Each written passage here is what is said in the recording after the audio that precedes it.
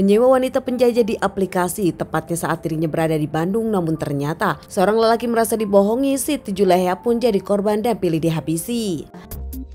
Kisah nyata kali ini terjadi di kota Bandung, tepatnya terjadi di malam takbiran, dan kejadian ini ditemukan 2 hari setelah Lebaran. Seorang wanita bernama Siti Julaiha berusia 31 tahun, berasal dari Bandung Barat, Lembang. Dirinya pun dikenal sebagai wanita yang baik, ramah, tak pernah punya masalah. Dulu Siti sendiri sudah pernah menikah, punya 1 orang anak, namun rumah tangganya tak baik-baik saja hingga memilih bercerai.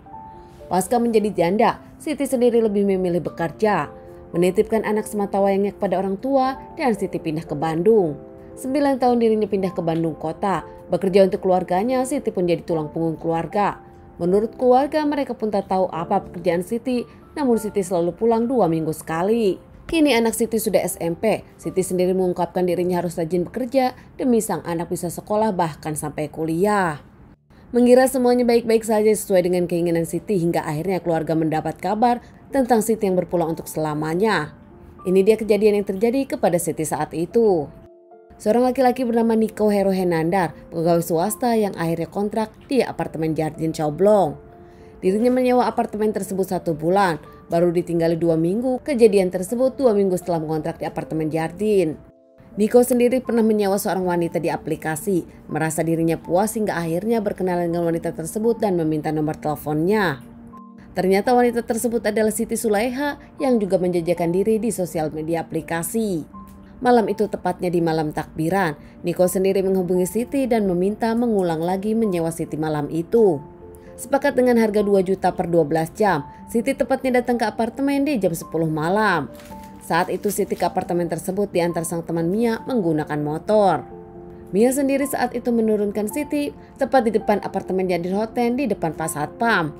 Mia pergi meninggalkan Siti, sementara Siti langsung menemui Niko di lobi hotel dan bersama-sama mereka pun ke kamar Niko di lantai 10. Setelah keduanya masuk ke kamar Niko, keduanya pun ngobrol dan tak lama melakukan hubungan suami istri beberapa kali. Hingga tepatnya di jam 2 malam, Siti pun menanyakan kepada Niko untuk short time atau long time. Namun Niko bingung karena dirinya merasa perjanjiannya long time 12 jam senilai 2 juta. Baru 3 jam Siti meminta 2 juta kepada Niko dan menyebutkan kalau Niko ingin short time harus membayar 2 juta lagi, totalnya 4 juta. Merasa dibohongi oleh Siti, Niko pun akhirnya cekcok dengan Siti, namun tetap Siti mengungkapkan dirinya akan pulang karena sudah 3 jam menemani Niko. Tak terima hingga akhirnya Niko pun langsung membekap Siti, membenturkan Siti dan mencekiknya. Hingga saat itu Siti pun tak bergerak lagi dan nampak lemas. Tak peduli dengan kondisi Siti, Niko pun memilih tertidur. Hingga keesokan harinya, saat Niko bangun sadar Siti sudah tak bernyawa. Niko nampak panik. Di tengah orang-orang sedang berlebaran, Niko lebih memilih meninggalkan apartemen tersebut dan kabur dengan Gojek. Memanggil tukang Gojek, Niko pun langsung ke stasiun, langsung kabur ke Jakarta.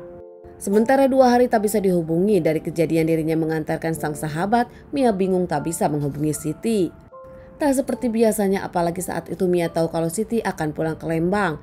Bahkan Mia belakangan menjadi panik dan lebih memilih melaporkan kehilangan Siti kepada pihak kepolisian. Mia menjelaskan kepada pihak kepolisian kalau saat itu Siti diantarkan ke apartemen Jardin Hotel. Menanggapi laporan Mia, pihak kepolisian pun langsung menyelidiki. Datang ke apartemen melihat CCTV dan tak lama melihat Mia masuk ke kamar Niko dalam CCTV tersebut. Mencoba langsung ke apartemen Niko namun tak ada jawaban hingga akhirnya pihak kepolisian ditemani satpam mendobrak kamar Niko. Kaget menemukan Siti sudah tak bernyawa dengan kondisi tragis, pihak kepolisian langsung membawa jasad Siti ke rumah sakit untuk diotopsi. Hasil otopsi mengungkapkan kalau memang benar Siti mendapatkan penganiayaan dan tak bisa bernapas hingga akhirnya berpulang. Jasad Siti dikembalikan ke keluarganya usai dilakukan otopsi. Keluarga pun nampak kaget, tak pernah menyangka Siti ditemukan tak bernyawa. Sementara pihak kepolisian menyelidiki dan melakukan pengejaran kepada Niko. Info terdapat dari KTP saat dirinya menyewa apartemen dan juga CCTV.